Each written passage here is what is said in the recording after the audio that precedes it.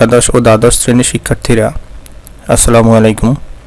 আমি জহিরুল ইসলাম, প্রভাষক, তথ্য ও যোগাযোগ প্রযুক্তি, হাজীগঞ্জ আইডিয়াল কলেজ, হাজীগঞ্জ চাঁদপুর। প্রিয় শিক্ষার্থীরা, পূর্বের ন্যায় আজকে তোমাদের সামনে আমি প্রথম অধ্যায়ের আজকে আমি সপ্তম ক্লাসটি নিয়ে হাজির হলাম। আজকে তোমাদের সামনে আমি আলোচনা করব যে প্রথম অধ্যায় থেকে পার্ট 7 অর্থাৎ রোবোটিক্স, একটা রোবট কি বা কিভাবে রোবট কাজ করে সেই বিষয়টা আজকে ক্লাস থেকে তোমরা সহজে জানতে পারবে। তো আশা রাখি শুরু থেকে শেষ পর্যন্ত পুরো ভিডিওটা দেখবা এবং আমার সাথে থাকবা, এবং কোথাও যদি কোনো সমস্যা হয় অবশ্যই আমার সাথে যোগাযোগ করবা।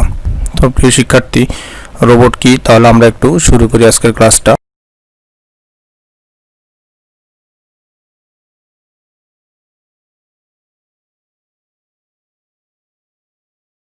যে রোবট কি বা রোবট কিভাবে কাজ করে সেই বিষয়গুলো আমরা এখন শুরু করব।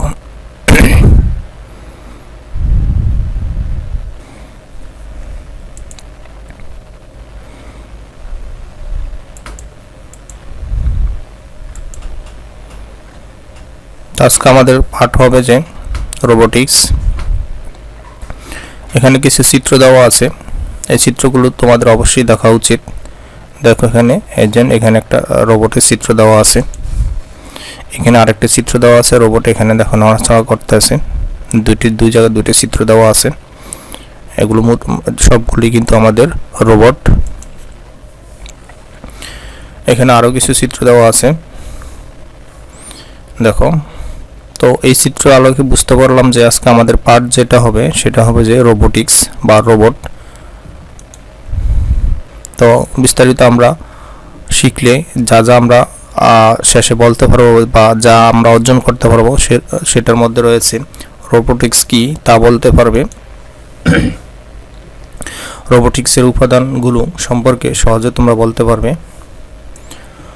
আরও বলতে পারবা তোমরা রোবোটিক্স যে বৈশিষ্ট্য দেওয়া হয় তা ব্যাখ্যা করতে পারবে।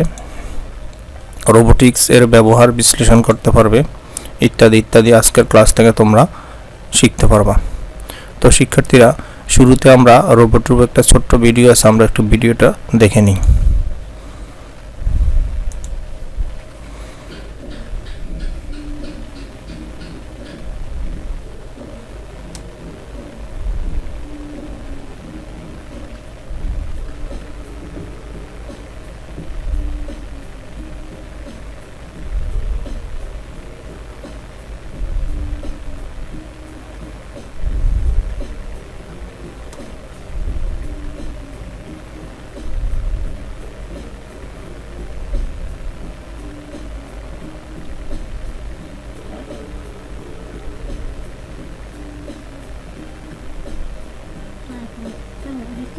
Fine, thanks.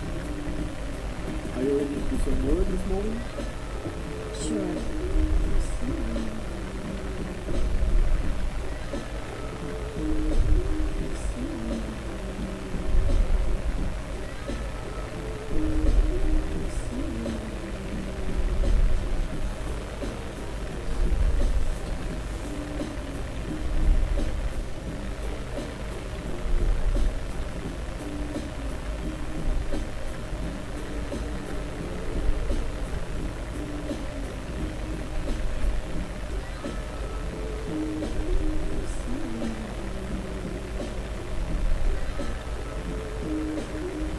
Catch it.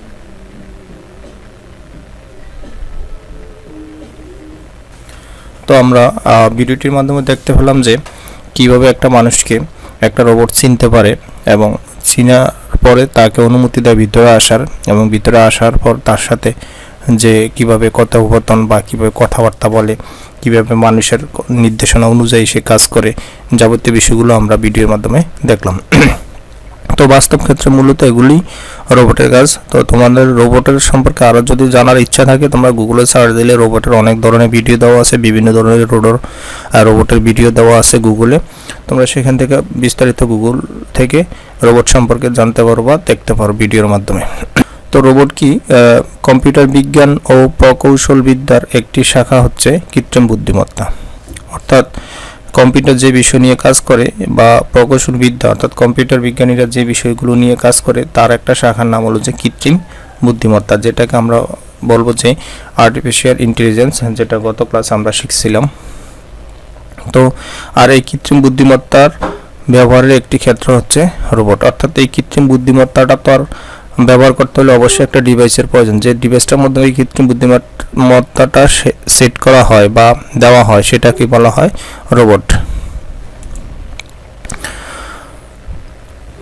তো রোবোটিক্স হলো যে, তাহলে আমরা বলতে পারি রোবোটিক্স বা রোবট হলো রোবট টেকনোলজির একটি শাখা যেখানে রোবটের গঠন, কাজ, বৈশিষ্ট্য নিয়ে কাজ করা হয়। অর্থাৎ রোবোটিক্স হলো এমন একটা শাখা যেখানে রোবটের বিভিন্ন অংশ নিয়ে একটা রোবট কিভাবে নড়াচড়া করবে, একটা রোবট কিভাবে মানুষের কথাবার্তায় সাড়া দিবে, একটা রোবট কিভাবে তার মানুষের নির্দেশনা অনুযায়ী কাজগুলো করবে, এই যাবতীয় বিষয়গুলো যে শাখায় দেওয়া হয় বা যে শাখায় আলোচনা করা হয় বা যে শাখায় এগুলো গঠন করা হয়, সেই শাখার বৈশিষ্ট্য নিয়ে এই রোবটের এই বৈশিষ্ট্য নিয়ে যে শাখায় কাজ করে সেই শাখাটাকে বলা হয় রোবোটিক্স। তো রোবোটিক্স বা রোবট বিজ্ঞান হলো যে কম্পিউটার নিয়ন্ত্রিত যন্ত্রসমূহ ডিজাইন এবং উৎপাদন সংক্রান্ত বিজ্ঞান। রোবোটিক্স বা রোবট বিজ্ঞান হলো যে কম্পিউটার নিয়ন্ত্রিত যন্ত্রসমূহ ডিজাইন ও উৎপাদন সংক্রান্ত বিজ্ঞান। অর্থাৎ এই রোবোটিক্স বা রোবট বিজ্ঞান কম্পিউটার ব্যতীত বা কম্পিউটারের কোনো যন্ত্র ছাড়া বা কোনো ধরনের ইলেকট্রনিক ডিভাইস ছাড়া এই ধরনের রোবটগুলো তৈরি করা কখনো সম্ভব নয়। অর্থাৎ রোবট তৈরি করতে হলে আমাদের অবশ্যই কম্পিউটারের সাথে সম্পর্ক রাখতে হবে বা কম্পিউটারের সহযোগিতা নিতে হবে। তো রোবট বিজ্ঞান ইলেকট্রনিক্স, প্রকৌশল, বলবিদ্যা, মেকানিক্স ও সফটওয়্যার বিজ্ঞানের সাথে সম্পর্কযুক্ত। অর্থাৎ তোমাদের বহু নির্বাচনী প্রশ্নে আসতে পারে যে রোবট কোন কোন বিষয় নিয়ে কাজ করে বা কোন শাখা রোবটের সাথে জড়িত। তো তখন তোমাদের অবশ্যই বলতে হবে যে রোবট বিজ্ঞান ইলেকট্রনিক্স, প্রকৌশল, তারপর বলবিদ্যা, মেকানিক্স, সফটওয়্যার, এই 5টা বিষয়ের সাথে মোটামুটি রোবট সম্পর্কিত। অর্থাৎ এই 5টা শাখা একত্রিত হয়ে মোটামুটি একটা রোবট তৈরি করার সিদ্ধান্ত নিতে পারে। তারপরে রোবোটিক্সের সাধারণ বিষয়গুলো হলো যে কৃত্রিম বুদ্ধিমত্তা, অর্থাৎ একটা রোবটের মধ্যে যা যা বিষয়গুলো থাকে, থাকার পরে একটা রোবট মানুষের মতো আচরণ করতে পারে যে বিষয়গুলোর কারণে, সেই বিষয়গুলোর মধ্যে প্রধান হলো যে কৃত্রিম বুদ্ধিমত্তা। তারপরে ইঞ্জিনিয়ারিং, মনোবিদ্যা, মানে এই বিষয়গুলো আরও আছে। আমরা এই কৃত্রিম বুদ্ধিমত্তা, ইঞ্জিনিয়ারিং, মনোবিদ্যা এগুলো যদি রোবটের মধ্যে থাকে তাহলে একটা রোবট মানুষের মতো সহজে আচরণ করতে পারবে। এই প্রযুক্তিটি কম্পিউটার বুদ্ধিমত্তা সংবলিত এবং কম্পিউটার নিয়ন্ত্রিত রোবট মেশিন তৈরি করে, যেগুলো তো রোবোটিক্স এই প্রযুক্তিটি কম্পিউটার বুদ্ধিমত্তা সংবলিত এবং কম্পিউটার নিয়ন্ত্রিত রোবট মেশিন তৈরি করে, যেগুলো আকৃতিগত দিক থেকে অনেকটা মানুষের মতো হয় এবং অনেকটা মানুষের মতোই দৈহিক ক্ষমতা সম্পন্ন থাকে। অর্থাৎ যে যন্ত্রের মাধ্যমে বা যে যন্ত্রের মধ্যে মানুষের মতো কিছু আচরণগত বৈশিষ্ট্য থাকবে সেটাকে মোটামুটি আমরা রোবট বলতে পারি। কারণ এই রোবটের মধ্যে আমাদের বিভিন্ন ধরনের প্রযুক্তিবিদ্যা, কম্পিউটার বিদ্যা এবং বুদ্ধিমত্তা সংবলিত সকল ধরনের অনুকরণ এবং বৈশিষ্ট্যগুলো রয়েছে। তো রোবট শব্দটার উৎপত্তি রোবোটা, মতান্তরে এটা রোবটি শব্দ থেকে এসেছে। রোবট শব্দটা রোবোটা বা রোবটি শব্দ থেকে এসেছে, এটা আমাদের অবশ্যই মুখস্থ রাখতে হবে। রোবট শব্দটার প্রবক্তা ছিলেন ক্যারেল ক্যাফেক। এই ভদ্রলোকের নামটা অবশ্যই তোমাদের মুখস্থ রাখতে হবে। ওনার নাম হলো যে ক্যারেল ক্যাফেক, যিনি 20 শতাব্দীর শুরুর দিকে সায়েন্স ফিকশন লেখার জন্য বিখ্যাত ছিলেন। এই ক্যারেল ক্যাফেক সায়েন্স ফিকশন লেখার জন্য উনি বিখ্যাত ছিলেন পৃথিবীর মধ্যে। আর ওনার মাধ্যমে সর্বপ্রথম রোবটের উৎপত্তি বা রোবট প্রবক্তা হয়, তাই ওনাকে রোবটের জনকও বলা হয়। রোবোটা শব্দটার মানে হলো যে দাস বা স্লেভ বা কর্মী বা ওয়ার্কার। অর্থাৎ তোমরা দেখবা রোবট মূলত মানুষের মতো যুক্ত আচরণ করে। রোবট দিয়ে আমরা বিভিন্ন ধরনের কাজ করাই, অফিস আদালত বা বিভিন্ন ইন্ডাস্ট্রিতে রোবটের মাধ্যমে আমরা মানুষের পরিবর্তে বা শ্রমিক বা কর্মচারীর পরিবর্তে আমরা রোবট ব্যবহার করি এবং রোবটের মাধ্যমে আমরা কাজ করাই। এই জন্য এই রোবটটাকে বলা হয় কর্মী বা দাস। তো রোবট শব্দটা এই রোবোটা শব্দ থেকে এসেছে। রোবট হচ্ছে এক ধরনের ইলেকট্রো বা মেকানিক্যাল যান্ত্রিক ব্যবস্থা যা নিয়ন্ত্রিত হয়। মানে রোবটটা সবসময় নিয়ন্ত্রিত হয় একটা ইলেকট্রো ও মেকানিক্যাল যান্ত্রিক ব্যবস্থার মাধ্যমে নিয়ন্ত্রিত হয়, যেটা কম্পিউটার প্রোগ্রাম বা ইলেকট্রনিক সার্কিউরিটি দ্বারা নিয়ন্ত্রিত হয়। অর্থাৎ রোবটের মধ্যে অসংখ্য আমাদের ইলেকট্রনিক ডিভাইস রয়েছে, সার্কিট রয়েছে। প্রত্যেকটা সার্কিটের এক একটা কাজ এই সমন্বয়ে মূলত একটা রোবট নড়াচড়া বা একটা রোবটের সম্পূর্ণ কাজ সম্পূর্ণ স্বয়ংক্রিয় বা আধা স্বয়ংক্রিয়ভাবে মানুষের মতো পরিচালিত হয়। অর্থাৎ এর কার্যপদ্ধতি হয়ে থাকে সম্পূর্ণ স্বয়ংক্রিয় বা আধা স্বয়ংক্রিয়, অর্থাৎ মানুষ ও মেশিন উভয় কর্তৃক পরিচালিত কিংবা দুর্নিয়ন্ত্রিত হতে পারে। অর্থাৎ রোবটটা ওই দেখো তোমরা এখানে পাশে কিছু চিত্র দেওয়া আছে, এই যে ওনাকে চা আগে দিতে আছে, পানি আগে দিতে আছে, এই যে ভদ্রলোক অফিসে বসা আছে, এই যে দেখো পাশে চিত্রটাতে দেখো এই রোবট মানুষের মতো সব কাজগুলো করতেছে। আর এটা হলো যে রোবটের মধ্যে অনেক ধরনের ইলেকট্রো এবং বৈদ্যুতিক যন্ত্র দেওয়া আছে, যেগুলো তোমার রোবটে কাজ করতে সহায়তা করে। রোবট এটি তৈরি হয়েছে কৃত্রিম বুদ্ধিমত্তার নীতিতে, যেটি কাজ করতে পারে মানুষ কিংবা বিভিন্ন বুদ্ধিমান প্রাণীর মতো। রোবট অত্যন্ত দ্রুত, ক্লান্তিহীন ও নিখুঁত কর্মক্ষম একটি যন্ত্র। দেখো রোবটগুলো সবসময় কাজ করে তার বুদ্ধি খাটিয়ে। এই যে দেখো এখানে এই জিনিসগুলো ওয়াশ করা, মানে এই বাসন কোসন বা থালাবাটি ওয়াশ করা, এগুলো বুদ্ধি খাটিয়ে কাজ করতে পারে রোবট। এই জন্য এটার মধ্যে যেহেতু কৃত্রিম বুদ্ধিমত্তা দেওয়া আছে, সে কৃত্রিমভাবে বুদ্ধি করে কোন সময় কোন কাজটা করতে হবে সেটা সে জানে। তাই এটি তৈরি হয়েছে কৃত্রিম বুদ্ধিমত্তার নীতিতে। এর জন্য এটা কাজ করতে পারে মানুষ কিংবা বুদ্ধিমান প্রাণীর মতো। রোবট অত্যন্ত দ্রুত, ক্লান্তিহীন, নিখুঁতভাবে কাজ করতে সক্ষম। রোবটের কোনো ক্লান্তি নাই, কোনো ধরনের পরিশ্রম নাই, কোনো ধরনের মানে বিরক্ততা নাই, এটা আমরা অবশ্যই জানি। কোনো সমস্যায় নিজ নিজ সিদ্ধান্ত নিয়ে কাজ করার ক্ষমতা রোবটের রয়েছে। যে কোনো সমস্যা নিজ নিজ সিদ্ধান্ত নিয়ে কাজ করার জন্য মানুষের মতো রোবটকে গড়ে তোলা হচ্ছে কৃত্রিম বুদ্ধি দিয়ে। এর ফলে রোবট অবস্থার পরিবর্তনের সাথে সাথে বদলাতে পারে নিজেদের কর্মপদ্ধতিও। অর্থাৎ যে কোনো সমস্যায় নিজ নিজ সিদ্ধান্ত নিয়ে, অর্থাৎ রোবটের মধ্যে যেহেতু কৃত্রিম বুদ্ধিমত্তা সেট করা আছে, তাই সে নিজের বুদ্ধি থেকে অনেকগুলো কাজ অনেক সময় নিজে নিজে করতে পারে। এই দেখো এখানে দাবা খেলতে আছে রোবট। দাবা খেলা মানে, অর্থাৎ দাবা খেলা মানে কি, কোন গুটিটা কোন দিকে সে কি করবে, মানে নড়াচড়া করবে, সেটা সে বুদ্ধি করে মারতে পারে। অর্থাৎ একটা মানুষের পরিবর্তে একটা রোবট দাবা খেলতেছে বুদ্ধি করে। তার মানে কি, মানুষের মধ্যে যে বুদ্ধিটা আছে সেটাকে তোমার কম্পিউটার প্রযুক্তির মাধ্যমেই এই রোবটের মাধ্যমে দেওয়া আছে। তাই রোবট মানুষের মতো বুদ্ধি করে যে কোনো কাজগুলো করতে পারে। এই যে এর ফলে রোবট অবস্থার পরিবর্তন সাথে সাথে বদলাতে পারে। কোন সিচুয়েশনে কোন পরিবেশে কিভাবে কাজ করতে হবে সেটা রোবটের জানা আছে। শিল্প কারখানায় ব্যবহৃত অনেক রোবট অবয়ব দেখতে মানুষের মতো নয়। শিল্প কারখানার মধ্যে কিছু রোবট আছে যেটা দেখতে অবশ্য মানুষের মতো নয়, কিন্তু কাজ করে মানুষের মতো। দেখতে মানুষের মতো না হলেও রোবটগুলো কাজ করে মানুষের মতো। সেখানে রোবটগুলো থাকতে পারে এক বা একাধিক কর্মক্ষম বাহু, যা নির্দেশ অনুসারে কাজ করে যায়। দেখো এখানে কিছু শিল্প কারখানার যে রোবটগুলো আছে এগুলো কিন্তু মেশিনের মতো দেখতে, কিন্তু কাজ করে মানুষের মতো।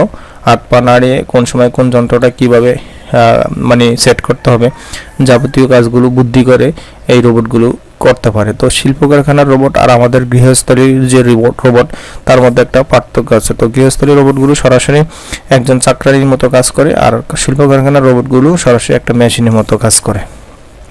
এই পার্থক্যটা অবশ্যই তোমাদের মনে রাখতে হবে। রোবট হলো যে কম্পিউটার নিয়ন্ত্রিত একটি যন্ত্র বা যন্ত্রমানব। তো রোবটটা অবশ্যই একটা কম্পিউটার নিয়ন্ত্রিত যন্ত্র বা যন্ত্রমানব। রোবটটাকে অবশ্যই নিয়ন্ত্রণ করে একটা কম্পিউটার, তাই এটাকে কম্পিউটার নিয়ন্ত্রিত যন্ত্রমানব বলা হয়। যদিও এটা মানুষ না, যা করতে পারে মানুষের অনেক দুঃসাধ্য ও কঠিন কাজ। এই দেখো বড় বড় মানে পাহাড় থেকে পাথর তোলা বা পাথর ফালানো, এই দেখো রোবট এই কাজগুলো করতে পারে। হ্যাঁ, রোবটের কাজগুলো। তো এই ধরনের কাজগুলো দুঃসাধ্য কাজ, যেগুলো মানুষের পক্ষে করা সম্ভব না বা যেগুলো মানুষের জন্য খুবই ঝুঁকিপূর্ণ, এই ধরনের কাজগুলো বা বিপজ্জনক কাজগুলো আমরা রোবটের মাধ্যমে করতে পারি। আর এই রোবটটাকে কম্পিউটার নিয়ন্ত্রণ করে বিধায় এটাকে প্রযুক্তিগত রোবট বলা হয়ে থাকে। কিছু কিছু রোবট আছে যারা যারা পারে মানুষের মতো হাঁটতে এবং মানুষের সাথে কথা বলতে। কিছু কিছু রোবট আছে আমাদের যেগুলো মানুষের মতো হাঁটতে পারে এবং মানুষের মতো কথা বলতে পারে। দেখো আমাদের এই যেমন বিভিন্ন ধরনের ডিফেন্সে, যেমন সেনাবাহিনী, পুলিশ কর্মকর্তারা অনেক সময় রাস্তার পাশে কিছু রোবট সেট করে রাখে যেগুলো একজন ট্রাফিক বা একজন সার্জনের মতো কাজ করতে পারে, এবং এই যে ওনারা, এবং হসপিটালে কিছু রোবট ব্যবহার করা হয় যেগুলো রোবট, এই দেখো এটা একটা রোবট, এটা একটা রোবট, এগুলো মানুষের মতো আচরণ করে।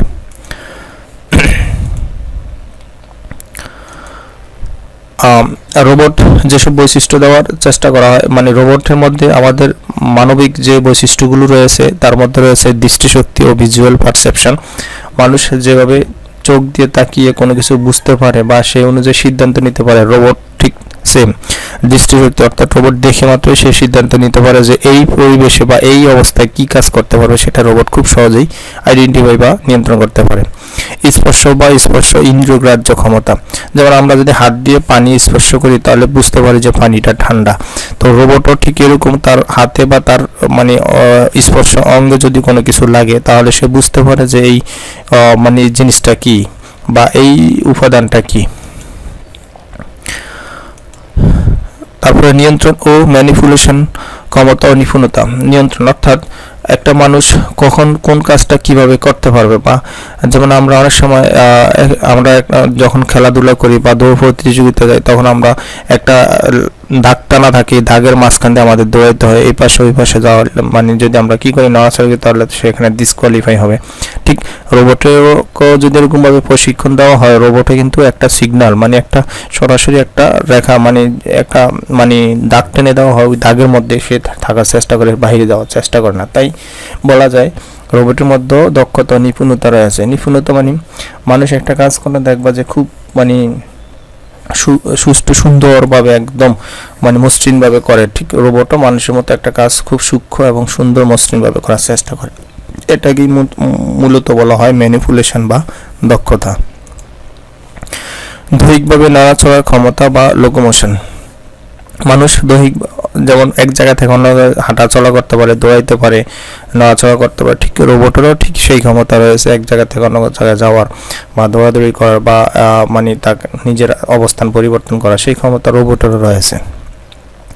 কারো যাওয়ার পথকে যথাযথভাবে খুঁজে বের করা, বুদ্ধিমত্তা ও নেভিগেশন, অর্থাৎ রোবটে এই ক্ষমতা রয়েছে। অনেক সময় আমরা যদি মরুভূমি বা সাগর বা মহাকাশ এই জায়গায় যদি যে আমরা পথ হারিয়ে ফেলি, সেক্ষেত্রে বিজ্ঞানীরা বা তখন আমরা সেখানে রোবট ব্যবহার করি।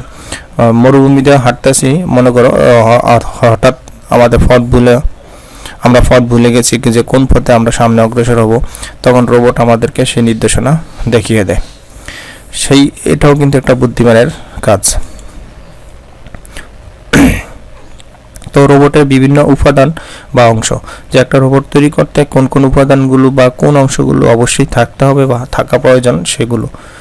তো এর মধ্যে রয়েছে আমাদের অ্যাকুচুয়েটর। অ্যাকুচুয়েটর হলো যে এমন একটা ডিভাইস, মানে একটা মোটরের মতো, এই যে এগুলো অ্যাকুচুয়েটর, এই যে দেখতে আসো মোটর, ছোট ছোট কিছু ক্ষুদ্র মোটর যেগুলো রোবটের প্রত্যেকটা অঙ্গ প্রত্যঙ্গে দেওয়া হয়, যেখানে সে নড়াচড়া, যেমন আঙ্গুল, হাত, পা, এগুলো নড়াচড়া করতে হয় প্রত্যেকটা অঙ্গে। এই ছোট ছোট অসংখ্য মোটরের মতো এই ডিভাইস সেট করা হয়, এগুলোকে বলা হয় অ্যাকুচুয়েটর।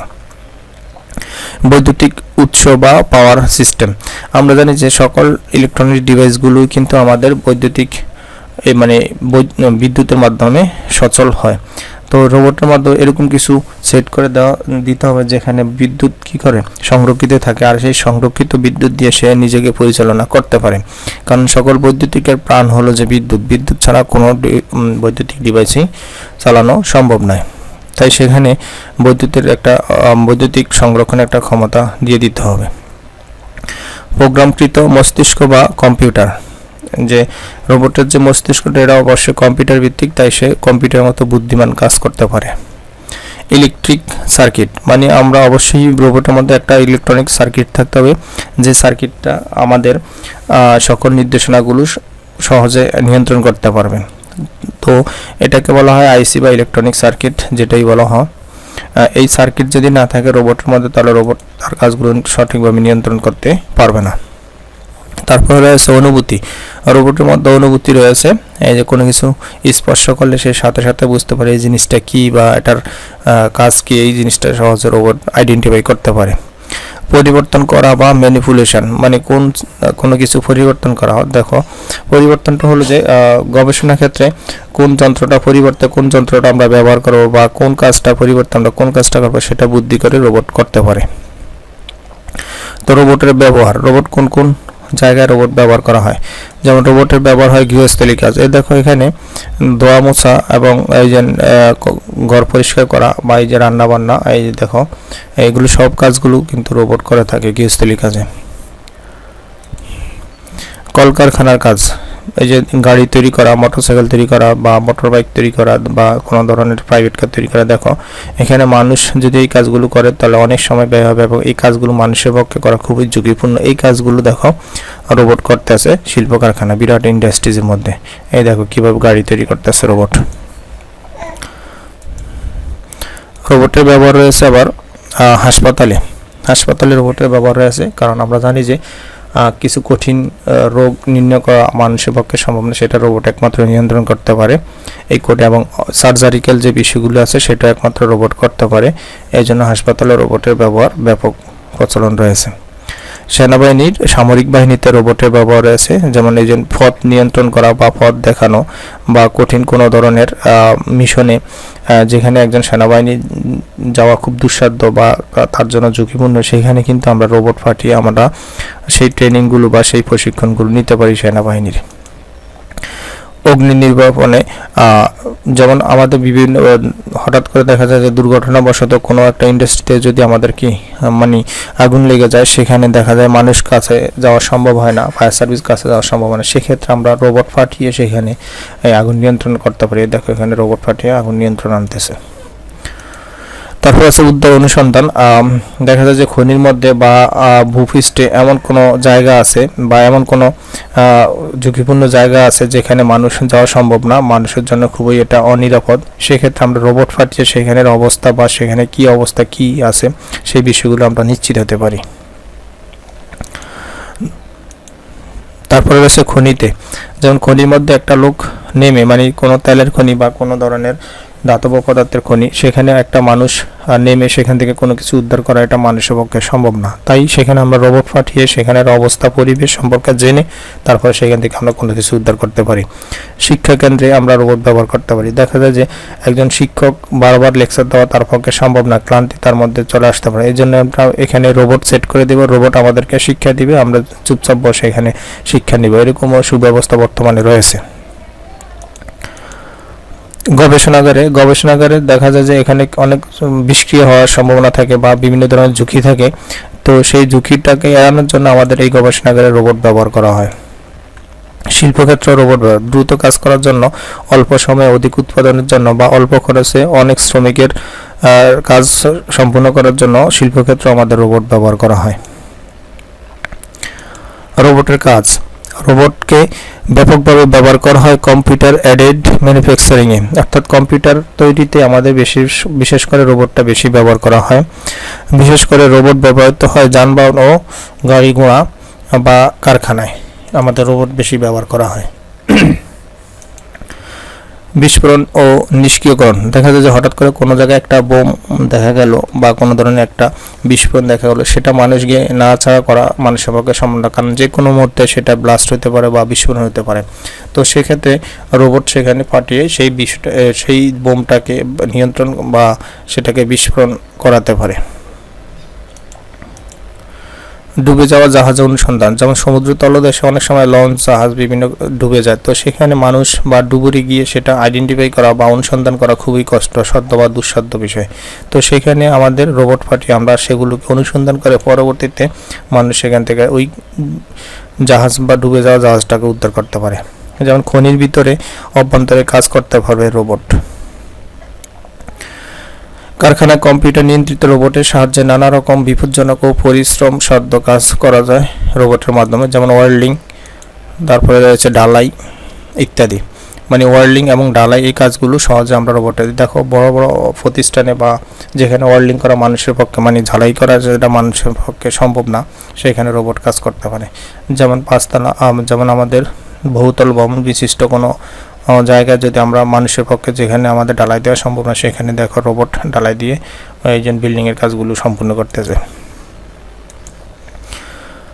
কারখানায় কম্পিউটার নিয়ন্ত্রিত রোবটের সাহায্যে নানা রকম বিপজ্জনক পরিশ্রমসাধ্য কাজ, ভারী মাল উঠানো নামানো ইত্যাদি কাজগুলো, যন্ত্রাংশ সংযোজন ইত্যাদি কাজগুলো রোবট করে থাকে। এই দেখো একটা কলকারখানায় কীভাবে ভারী মালামালগুলো উঠায় সেটা রোবটের মাধ্যমে যে উঠানামা করতে হয়, যেটা মানুষের পক্ষে সম্ভব না।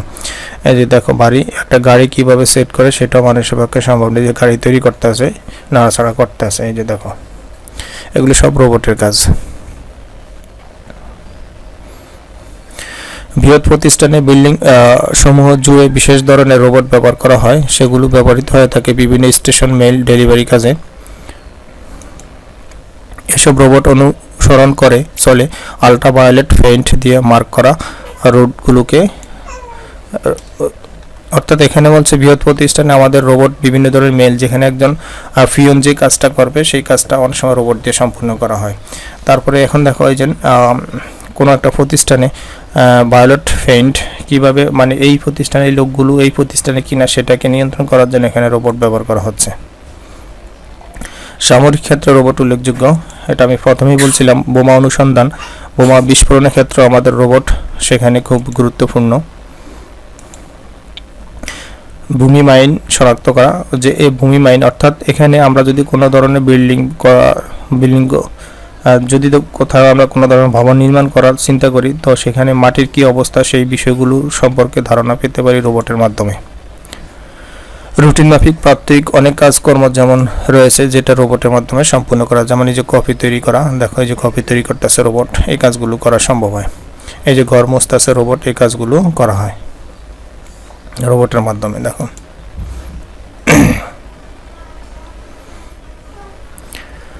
চিকিৎসা ক্ষেত্রে রোবট সহায়তা করে থাকে, এই যে চিকিৎসা ক্ষেত্রে রোবট সহায়তা করে থাকে কীভাবে সার্জারিক্যাল কাজগুলো করা হয় সেই কাজগুলো এই যে রোবটের মাধ্যমে সম্পূর্ণ হয়ে থাকে। সার্জনদের জটিল অপারেশন ও নানা ধরনের কাজে রোবট ব্যবহার করা হয়। রোবটের গুরুত্বপূর্ণ অবদান রয়েছে মহাকাশ গবেষণার ক্ষেত্রে, অর্থাৎ যাদের দেশে বা মহাকাশে কী রয়েছে সেই বিষয়গুলো সম্পর্কে আমাদের জানা নাই, তো সেখানে রোবট পাঠিয়ে সেখান থেকে আমরা অনেক তথ্য অনুসন্ধান করতে পারি। মহাকাশ অভিযানে এখনও ব্যবহৃত হচ্ছে রোবট। মহাকাশে যেখানে মানুষ যাওয়া সম্ভব না যেই গ্রহগুলোতে সেখানে রোবট পাঠিয়ে মানুষের পরিবর্তে বিভিন্ন ধরনের তথ্য অনুসন্ধানে সহায়তা করে রোবট।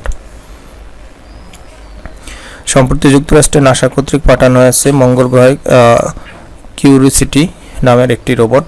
সেই রোবট কী করে, যেটি মঙ্গলের পরিবেশ ও প্রকৃতি ইত্যাদি হতে তথ্য নিয়ে সেগুলোকে বিশ্লেষণ করে পৃথিবীতে পাঠাচ্ছে। তো আমাদের মহাকাশে রোবট ব্যবহার হয়।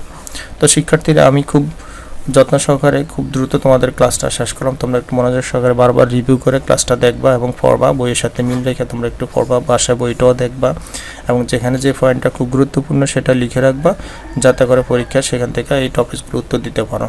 তো তোমাদের জন্য কিছু দলীয় কাজ রয়েছে, ক দল খ দল, যদি সম্ভব হয় তোমরা এইভাবে কাজগুলো সম্পূর্ণ করবা। যেমন ক দল রোবটের সুবিধাগুলো লিখবে, খ দল তোমাদের অসুবিধাগুলো লিখবে। অর্থাৎ এখন তো যেহেতু করোনার সময় তোমাদের ক এবং খ দল করার কোনো উপায় নেই, তাই তোমরা বাসায় এই সুবিধা অসুবিধাগুলো লিখে এবং পড়বা। তো রোবট কি এই প্রশ্নের উত্তরগুলো তোমরা খাতায় লিখবা। রোবটের অংশগুলোর নাম বলো বা অ্যাকচুয়েটরের কাজ কি, এই বিষয়গুলো তোমরা খাতায় লিখে রাখবা এবং বাসায় বেশি বেশি করে পড়বা। রোবটের প্রয়োগক্ষেত্র বাড়ি থেকে লিখে আনবা। তো তোমরা এই প্রয়োগক্ষেত্র কোথায় কোথায় রোবট ব্যবহার করা হয় সেই বিষয়গুলো তোমরা অবশ্যই খাতায় লিখে রাখবা বা বাসায় প্র্যাকটিস করবা। তো শিক্ষার্থীরা, যদি ক্লাসটা ভালো লাগে অবশ্যই আমার চ্যানেলটা সাবস্ক্রাইব করে রাখবা। ভালো থাকো সবাই, বাসায় পড়াশোনা করো মনোযোগ সহকারে। আল্লাহ হাফেজ।